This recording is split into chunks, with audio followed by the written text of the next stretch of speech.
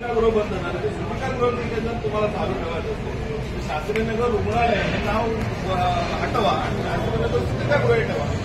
तसंच आमचे जिल्हाध्यक्ष प्रकाश गवळी यांनी जो विषय मांडला की औषधं इथे जे नागरिक येतात त्यांना जी औषधं लिहून दिली जातात ती इथे औषधं मिळत नाही. समोर या रुग्णालयाच्या समोर असलेले 2 केमिस्ट आहेत त्यांच्याकडे ते औषधं मिळतात. त्यांच्या व्यतिरिक्त इतर कुठल्याही केमिस्टच्या स्टोअरमध्ये ही औषधं मिळत नाही.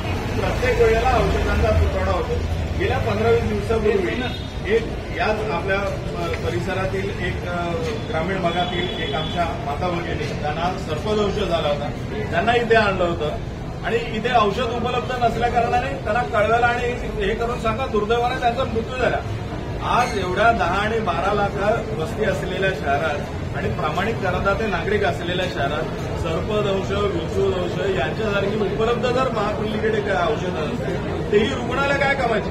आता आम्ही त्या सीएमओ वैद्यकीय अधिकाऱ्यांशी बोलत असताना एक महिला आमच्या माता भगिनी पेशंट ज्या होत्या त्या मुंबईहून आल्या होत्या. त्या इथे डायबिटीस करणं ट्रीटमेंट घेतात. तर त्यांनी सांगितलं की इथे उपलब्ध त्या डायबिटीसच्या गोळ्या उपलब्ध नाही, तुम्ही बाहेर न घ्या असं आता त्यांना सांगितलं.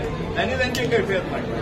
म्हणजे इथे सुविधांकरता डॉक्टर अवेलेबल नाहीत, इथे कुठल्या सुविधा होत नाहीत.